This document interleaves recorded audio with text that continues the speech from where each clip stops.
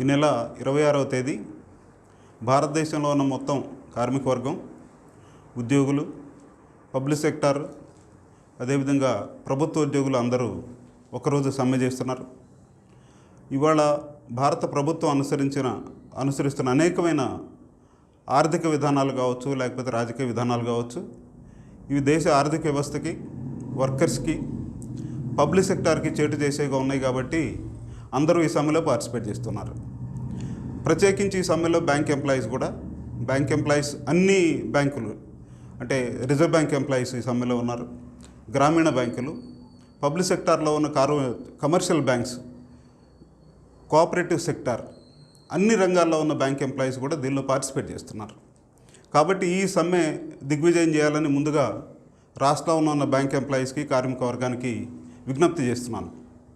రెండోది, bank employees ఈ సమ్మెలో ఎందుకు పార్టిసిపేట్ చేయాలనుకుంటున్నారు, లేకపోతే అసలు మొత్తం కార్మిక వర్గం అంతా కలిసి ఎందుకు సమ్మె చేయాల్సి వచ్చిందని చెప్పి అంటే మనం చూడాల్సింది, కోవిడ్ కాలాన్ని కూడా ఈ ప్రభుత్వం అదనుగా ఉపయోగించుకొని దేశంలో ఉన్న ప్రభుత్వ రంగ సంస్థలన్నిటినీ, దేశ ఆర్థిక వ్యవస్థని కార్పొరేట్ సెక్టార్కి దారాదత్తం చేయాలని చెప్పి ఒక ప్రయత్నం చేస్తుంది. కరోనా టైం అయితే దీన్ని రెసిస్ట్ చేయడానికి కూడా ఉద్యోగులు కలిసి ముందుకు వచ్చే అవకాశం తక్కువగా ఉంటుంది కాబట్టి ఈ కాలాన్ని ఎంచుకుంది. కానీ దీనికి సమాధానంగానే ఆ విధానాలను ఎట్టి పరిస్థితుల్లోనే తిరస్కరిస్తామని చెప్పడానికి, గవర్నమెంట్కు సమాధానం చెప్పడానికి ఈ నవంబర్ 26వ తారీఖు సమ్మె జరుగుతుంది. అనేక చట్టాలు చేస్తుంది ప్రైవేటైజ్ చేయడానికి. రెండోది, ఆ విధానాలను అడ్డుకోకుండా కార్మిక వర్గంలో ఉన్న కార్మికులకు ఉన్న చట్టాలను కానీ వాటన్నిటిని మార్చేస్తుంది. ఎటువంటి పరిస్థితులను సమ్మె చేయడానికి కూడా వీలు లేకుండా, యూనియన్ పెట్టుకోవడానికి వీలు లేకుండా విధానాలు మార్చాలని ప్రభుత్వం చేస్తుంది. కాబట్టి దీనికి సమాధానం చెప్పాలనే ఈ సమ్మె చేస్తున్నారు. అదేవిధంగా బ్యాంకింగ్ రంగాన్ని చూసుకున్నప్పుడు ఆత్మనిర్భర భారత్ ఒక పథకం ప్రభుత్వం ప్రకటించింది. అంటే స్వయం ప్రతిపత్తి కలిగిన విధంగా ఆర్థిక విధానం, మన కాళ్ళ మీద మనం నిలబడాలనేది దాని సారాంశం.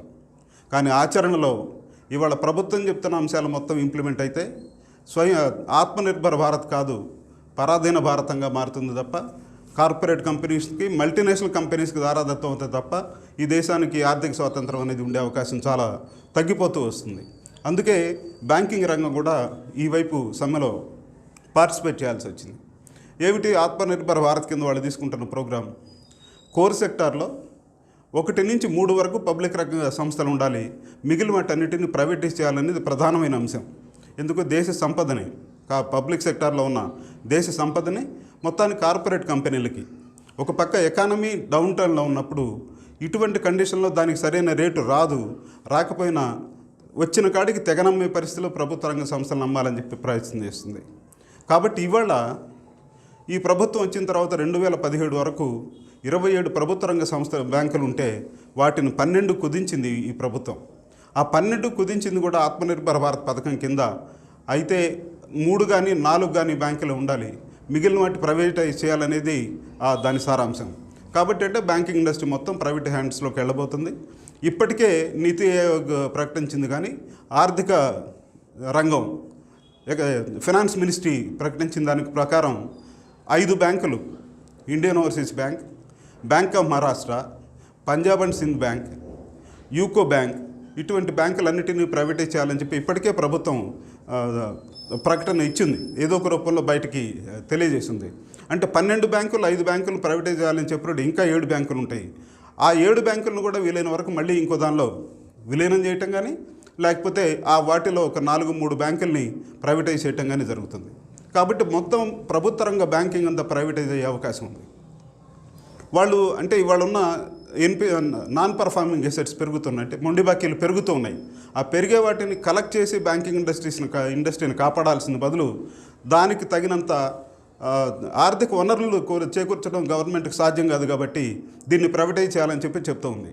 ప్రైవేట్ బ్యాంకులు అయితే ఎఫిషియెంట్గా పనిచేస్తాయి కాబట్టి ఆర్థిక విధానం ముందుకెళ్తుంది, ఆర్థిక రంగం ముందుకెళ్తుంది అని చెప్పి ప్రభుత్వం భావిస్తుంది. ఇది పచ్చి అబద్ధం. ఎందుకంటే ప్రైవేట్ రంగ బ్యాంకులు ఏ విధంగా పనిచేస్తాయో మనకు తెలుసు. నిన్న ఇవాళ చూస్తున్నాం మనం, లక్ష్మీ విలాస్ బ్యాంక్, అంతకుముందు ఎస్ బ్యాంక్, అంతకుముందు పిఎంసి బ్యాంక్, ఇటువంటి బ్యాంకులన్నీ ఒకదాని తర్వాత ఒకటి కుప్పగూలుతూ ఉన్నాయి. ప్రైవేట్ రంగ బ్యాంకుల చరిత్ర అది. అదే కదా మన దేశంలో బ్యాంకింగ్ ఇండస్ట్రీ చూసుకున్నప్పుడు 69లో నేషనలైజ్ అయ్యి బ్యాంకులు, అంటే ప్రభుత్వ రంగం టేక్ ఓవర్ చేసింది. దానికంటే ముందు 200 సంవత్సరాల పాటు బ్యాంకింగ్ ఇండస్ట్రీ మొత్తం ప్రైవేట్ చేతుల్లో ఉంది. ఆ ప్రైవేట్ చేతుల్లో ఉన్ననాళ్ళు బ్యాంకింగ్ రంగం ఎట్లా పనిచేస్తుందో చూస్తే ఇవాళ ప్రైవేటీకరణ అవసరమా లేదా, లేదు ప్రైవేటీకరణ ప్రజలకి ఎంత నష్టం జరుగుతుందో మనం అర్థం చేసుకోవచ్చు. ఆ టైంలో దాదాపు 2000 బ్రాంచులు బ్యాంకులు క్లోజ్ అయిపోయినాయి. 1900 నుంచి 70 అనుకోండి, 69 వరకు, ఆ 70 ఏళ్ల కాలంలో దాదాపు 2000 బ్యాంకులు కుప్పగూలిపోయినాయి. 2000 బ్యాంకుల్లో డబ్బు దాచుకున్న ప్రజలు రోడ్డు మీద పడ్డారు. ఆ బ్యాంకుల్లో పనిచేసే ఉద్యోగస్తులు వాళ్ళ ఉద్యోగాలు పోయినాయి. బ్యాంకింగ్లో డబ్బు దాచుకునేది ఎవరో మనం గమనించినప్పుడు ఏంటంటే మిడిల్ క్లాస్ పీపుల్, శాలరీస్ మీద ఆధారపడిన వాళ్ళు, లోయర్ మిడిల్ క్లాస్ పీపుల్, పిల్లల భవిష్యత్తు కోసం డబ్బు దాచుకుందామనే తాపత్రయంలో బ్యాంకుల్లో పెడతారు తప్ప ధనవంతులు ఎవరో బ్యాంకుల్లో డిపాజిట్ చేయరు. అటువంటి వాళ్ళ డబ్బు ఆ బ్యాంకులు దివాలా తీసినప్పుడు వాళ్ళ వాళ్ళ లైఫ్ సేవింగ్స్ అంతా మునిగిపోయే పరిస్థితి ఏర్పడింది అప్పటిదాకా. రెండోది, పట్టణాలకే పరిమితం ఈ బ్యాంకులు. ఒక కార్పొరేట్ కంపెనీ చేతిలో, కార్పొరేట్ కంపెనీ ఒక్కొక్క బ్యాంకు పెట్టుకొని ప్రజల దగ్గర నుంచి డబ్బులు డిపాజిట్స్ వసూలు చేసుకోవటం, ఆ డబ్బు మొత్తాన్ని వాళ్ళ కంపెనీల అవసరాలకు, ఆర్థిక అవసరాలు తీర్చుకోవడానికి వాడుకుంది తప్ప ప్రజలకు రుణాలు ఇచ్చింది లేదు, వ్యవసాయ రంగానికి రుణాలు ఇచ్చింది లేదు. కాబట్టి ఈ పరిస్థితులు మారాలని చెప్పి ఆ రోజు ప్రభుత్వం ఆలోచించి వాటిని నేషనలైజ్ చేసింది. నేషనలైజ్ చేసిన తర్వాత పరిస్థితి మనం చూస్తున్నాం. ఇవాళ దాదాపు సుదూర ప్రాంతాల్లో ఉన్న గ్రామాలకు కూడా పబ్లిక్ సెక్టర్ బ్యాంకులు విస్తరించున్నాయి. బ్యాంకింగ్ సేవలు వెళ్తూ ఉన్నాయి.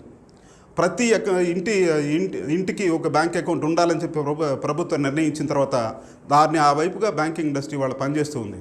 వ్యవసాయ రంగానికి కానీ మొత్తం రుణాలు ఇస్తే దానిలో ఇంత శాతం వ్యవసాయ రంగానికి వెళ్ళాలని, లేదు ప్రయారిటీ సెక్టర్కి ఇంత శాతం వెళ్ళాలని ప్రభుత్వం నిర్ణయించిన నిబంధనలకు అనుగుణంగా బ్యాంకింగ్ ఇండస్ట్రీ వాళ్ళు పనిచేస్తుంది, ప్రజలకు దగ్గరైంది. ప్రైవేటైజ్ అయితే ఎట్లా ఉంటుందో కూడా మనం 1991 నుంచి ఇప్పటిదాకా ఈ 30 ఏళ్ల కాలంలో ఏం జరిగిందో చూసాం.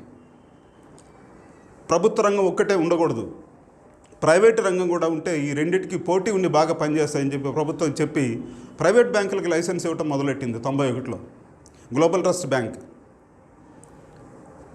ఒక న్యూ టెక్నాలజీతో మొదలెట్టిన బ్యాంకుగా దాన్ని స్టార్ట్ చేసింది. కానీ 97 వచ్చేటప్పటికి ఆ బ్యాంక్ క్లోజ్ అయిపోయింది.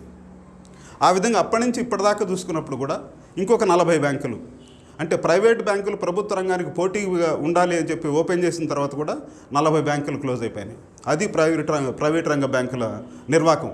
కాబట్టి అటువంటి దానికి మళ్ళీ ఇవాళ బ్యాంకింగ్ ఇండస్ట్రీని ప్రైవేటైజ్ చేద్దామని చెప్పి అనుకుంటే న్యాచురల్గా దానిలో డబ్బు దాచుకునే ప్రజలు, దేశ ఆర్థిక వ్యవస్థకి దెబ్బ తగిలే ప్రమాదం ఉంది, ప్రజల డిపాజిట్లు గల్లాయింత అయ్యే ప్రమాదం ఉంది. కాబట్టి ప్రైవేటైజ్ చేస్తే ప్రమాదం అనే ఉద్దేశం ఇవాళ బ్యాంక్ ఎంప్లాయీస్ చెప్తున్నారు. రెండోది కూడా చూసినప్పుడు ఏంటంటే ఈ ప్రైవేట్ బ్యాంకుల్ని, లేదు బ్యాంకింగ్ రంగాన్ని నియంత్రించడానికి రిజర్వ్ బ్యాంక్ ఆఫ్ ఇండియా తనకున్న విధులు, తనకున్న మార్గదర్శకాలను ఉపయోగించి పనిచేసి ప్రతి బ్యాంకులో ఏం జరుగుతుందో తెలుసుకోవడానికి ఒక మెకానిజం ఉంది. ప్రతి బ్యాంక్ బోర్డులో కూడా రిజర్వ్ బ్యాంక్ నామినీ ఒకళ్ళు ఉండాలి, పర్యవేక్షణ జరగాలి, ఆ బ్యాంక్ సరిగా పనిచేస్తుందా లేదా, అవకతవకలు ఏమైనా జరుగుతున్నాయనేది చూడాల్సిన బాధ్యత రిజర్వ్ బ్యాంక్ ఉంది. కానీ మెల్లమెల్లగా 1991 తర్వాత రిజర్వ్ బ్యాంకును కూడా కుదించేసి రిజర్వ్ బ్యాంక్ ఇన్స్పెక్ట్ చేయడానికి కావాల్సిన మార్గదర్శకాలన్నింటినీ రద్దు చేసి ప్రైవేట్ బ్యాంకుల మీద నియంత్రణ లేకుండా చేసింది ప్రభుత్వం. కాబట్టి ఇవాళ బ్యాంకు దివాలా తీసిన తర్వాత దానిలో ఉన్న డబ్బు దాచుకున్న వాళ్ళు అన్యాయం అవుతున్న దశలో, చివరి దశలో రిజర్వ్ బ్యాంక్ ఇన్వాల్వ్ అవటం తప్ప ఏ బ్యాంకును కూడా ముందుగా గమనించి సరైన చర్యలు తీసుకునే బ్యాంకులు రక్షించిన ఉదాహరణలు ఈ మధ్యకాలంలో మనం చూడలేకపోతున్నాం. అందుకే రిజర్వ్ బ్యాంక్ ఎంప్లాయీస్ కూడా వాళ్ళు అడుగుతుంది ఏంటంటే ఈ సమ్మె ద్వారా రిజర్వ్ బ్యాంకును కాపాడండి, రిజర్వ్ బ్యాంకుకు ఉన్న సూపర్వైజరీ పవర్స్ ఏదైతే ఉన్నాయో, నియంత్రణ చేసే పద్ధతి ఏదైతే ఉందో వాటిని కంటిన్యూ చేయండి అని చెప్పి రిజర్వ్ బ్యాంక్ ఎంప్లాయీస్ అడుగుతున్నారు. ఎందుకంటే రిజర్వ్ బ్యాంక్లో ఒక డిపార్ట్మెంట్ తర్వాత ఇంకో డిపార్ట్మెంట్ క్లోజ్ అవుతుంది, అవుట్సోర్సింగ్ జరుగుతున్న ఉన్న విధులను కూడా అవుట్సోర్సింగ్ చేయడం జరుగుతుంది. కాబట్టి వీటన్నిటిని డైల్యూట్ చేయటం వల్లే ఇవాళ బ్యాంకింగ్ ఇండస్ట్రీలో కానీ లేకపోతే ప్రైవేట్ బ్యాంకులు మళ్ళీ డిపాజిటర్స్కి అన్యాయం చేసే పరిస్థితి ఏర్పడుతుంది. కాబట్టి దాన్ని అడ్డుకోవాలని రిజర్వ్ బ్యాంక్ ఎంప్లాయీస్ ఇవాళ ఈ సమ్మెలో పార్టిసిపేట్ చేస్తున్నారు. ఈ బ్యాక్గ్రౌండ్లో ఏంటంటే మొత్తం బ్యాంకింగ్ రంగం లేదు ప్రైవేటైజ్ అవుతాయి. ఎవరికి అసలు ప్రజలకి జరిగే మేలేంటి లేకపోతే కీడేంటి మనం చాలా క్లియర్గా అర్థం చేసుకోవచ్చు. ఇవాళ ప్రయారిటీ సెక్టర్ అడ్వాన్సెస్ ప్రైవేట్ బ్యాంకులు ఇవ్వవు. ఎడ్యుకేషన్ లోన్స్, చిన్న చిన్న లోన్స్, పర్టికులర్గా వ్యవసాయ రంగానికి ఇచ్చే లోన్లు ప్రైవేట్ బ్యాంకులన్నీ ఉండవు. ప్రభుత్వ రంగంలోనే ఇవన్నీ జరుగుతున్నాయి. కాబట్టి ప్రజలకు మళ్ళీ బ్యాంకింగ్ సేవలన్నీ దూరం అవుతాయి. కాబట్టి బ్యాంక్ ఎంప్లాయీస్ ఈ సమ్మెలో పార్టిసిపేట్ చేస్తూ ఉన్నారు. అదేవిధంగా ఆర్థిక వ్యవస్థ కూడా, ఒక పక్క ఆర్థిక వ్యవస్థ కొనారిల్లుతూ ఉంటే దానికి సపోర్ట్ ఇవ్వాల్సింది పోయి బ్యాంకులు కొద్ది గొప్ప దానికి సహకారం. ఇవాళ కరోనా టైంలో కూడా ప్రభుత్వం ఏ స్కీమ్ డిక్లేర్ చేసినా ఆ స్కీమ్ ఇంప్లిమెంటేషన్ బ్యాంకుల ద్వారా జరుగుతుంది. కానీ ఆ బ్యాంకుల్ని ఇవాళ ప్రైవేటైజ్ చేసిన తర్వాత మరి ప్రభుత్వం ఏం చేస్తుంది? ప్రభుత్వానికి, బ్యాంకింగ్ రంగానికి ప్రభుత్వానికి ఉన్న లింక్ ఏమవుతాయి అనేది కూడా ఇవాళ ప్రభుత్వం ఆలోచించట్లేదు. కాబట్టి వీటన్నిటినీ అడ్డుకొని బ్యాంకులను ప్రభుత్వ రంగంలోనే ఉండే విధంగా చూసుకోవాలి. ప్రభుత్వ రంగంలో బ్యాంకులు ఉంటేనే ప్రజలకు దగ్గరగా ఉంటాయి, ప్రజలకు సేవ చేస్తాయి. రెండో అంశం కూడా ప్రైవేట్ రంగానికి వెళ్తే మనం చూస్తున్నాం, చెక్ రిటర్న్ ఛార్జెస్ కానీ, మినిమం బ్యాలెన్స్ ఛార్జెస్ కానీ, ఇటువంటివి అబ్నార్మల్ ఛార్జెస్ విధించడం ప్రైవేట్ రంగ బ్యాంకుల్లో మొదలై అదే పబ్లిక్ సెక్టర్ రంగంలోకి పాకుతూ ఉంది. రెండోది, ఇవాళ ఏ పబ్లిక్ సెక్టర్ బ్యాంకులోకి వెళ్ళినా అకౌంట్ ఓపెన్ చేయాలంటే 500 రూపాయలు, 1000 రూపాయలు ఉంటే అకౌంట్ ఓపెన్ చేయొచ్చు. అదే ఒక ప్రైవేట్ రంగ బ్యాంకులో అకౌంట్ ఓపెన్ చేయాలంటే ఐసిఐసిఐ బ్యాంక్ కానీ, యాక్సిస్ బ్యాంక్ కానీ, ఇటువంటి బ్యాంకుల్లో అకౌంట్ ఓపెన్ చేయాలంటే మినిమం 10,000 రూపాయలు డిపాజిట్ చేసుకుంటే కానీ ఆ బ్యాలెన్స్ మెయింటైన్ చేయాల్సి వస్తుంది. ఇవాళ డైలీ వేజ్ ఎంప్లాయీస్ కానీ, లేకపోతే చిన్న చిన్న కంపెనీల్లో పనిచేసే వాళ్ళకు కూడా జీతాలు బ్యాంకుల్లో వస్తున్నాయి. కాబట్టి వాళ్ళు 10,000, 15,000 రూపాయలు పెట్టి అకౌంట్ ఓపెన్ చేసుకోవటం అంటే అది సాధ్యమయ్యే పని కాదు. వీటన్నిటికీ మించిన ప్రమాదం ఏంటంటే, ప్రభుత్వ రంగంలోకి వెళ్ళిన తర్వాత అది డిఫెన్స్ కావచ్చు, బ్యాంకింగ్ కావచ్చు, ఇన్సూరెన్స్ కావచ్చు, ఏ రంగమైనా అది ప్రైవేట్ రంగంలో ఉండదు, మల్టీనేషనల్ కంపెనీస్ చేతిలోకి వెళ్తాయి. అంటే ఇవాళ బ్యాంకింగ్ వరకు చెప్పాలనుకుంటే ఇవాళ ప్రైవేట్ రంగంలో బ్యాంకులు ఉన్నాయి, పెద్ద బ్యాంకులు ఉన్నాయి. ICICI bank, HDFC bank, axis bank, ఈ బ్యాంకులో కోటక్ మహీంద్రా బ్యాంక్, ఈ బ్యాంకులో చూస్తే పర్టికులర్గా హెచ్డిఎఫ్సి బ్యాంక్లో 70% దాకా ఇవాళ ఫారిన్ క్యాపిటల్ ఉంది. అంటే భారతదేశంలో ఇవాళ ఉన్న ఈ ఆర్థిక రంగంలో 74% వరకు విదేశీ పెట్టుబడి ఉండొచ్చు. కాబట్టి 70% వరకు ఆగి ఉంది. ఈ ప్రభుత్వ ప్రయత్నం ఏంటంటే ప్రైవేట్ రంగంలో మొత్తం మీద 10% కూడా ఫారిన్ క్యాపిటల్కి అవకాశం కల్పించాలని చెప్పి అనుకుంటుంది. అప్పుడేమవుతుంది? ఈ బ్యాంకులన్నీ ప్రైవేట్ చేతుల్లోకి వెళ్తాయి. 70%, 80% ఇవాళ రెస్ట్రిక్షన్ ఉంది కాబట్టి ఆగింది. అక్కడ 100% వెళ్ళేప్పుడు మొత్తం ఫారిన్ కంపెనీలు వీటిని టేక్ ఓవర్ చేస్తాయి. టేక్ ఓవర్ చేసిన తర్వాత వాళ్ళు వ్యవసాయ రంగానికి అడ్వాన్సెస్ ఇవ్వాల్సిన అవసరం లేదు, ప్రాధాన్యత రంగాలకు ఇవ్వాల్సిన అవసరం లేదు. ఈ డబ్బు ఎక్కడ పెట్టుబడి పెడితే లాభం ఎక్కువ వస్తుందో, స్టాక్ మార్కెట్లో పెడితే ఎక్కువ వస్తుందా, లేకపోతే రియల్ ఎస్టేట్లో పెడితే ఎక్కువ వస్తుందా, అటువంటి వాళ్ళ లాభాల కోసం చూస్తారు తప్ప ప్రజలకు రాదు. ఇదేదో యూనియన్లు లేకపోతే లెఫ్ట్ ఎకానమిస్ట్ చెప్తున్నది కాదు. మెక్సికోలో ఇదే జరిగింది. మెక్సికోలో ఒక ఉదాహరణకు తీసుకొని బిజినెస్ లైన్ ఈ మధ్య ఒక ఆర్టికల్ దాన్ని పబ్లిష్ చేసింది. మెక్సికోలో 1997 నుంచి 2004 వరకు ఇదే విధమైన సంస్కరణలు అక్కడ అమలు చేశారు.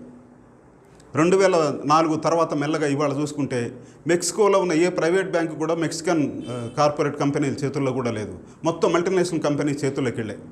తర్వాత ఏమైంది? మెక్సికన్ ప్రజలకు వచ్చే లోన్లు, అది హౌసింగ్ లోన్స్ కావచ్చు, ఎడ్యుకేషన్ లోన్స్ కావచ్చు, ఏదైనా కానీ గృహ నిర్మాణానికి ఇచ్చే లోన్లు కావచ్చు, వాళ్ళ ప్రజలకు ఇచ్చే లోన్లు తగ్గిపోయినాయి. ఇదే భారతదేశంలో రిపీట్ అవుతుంది.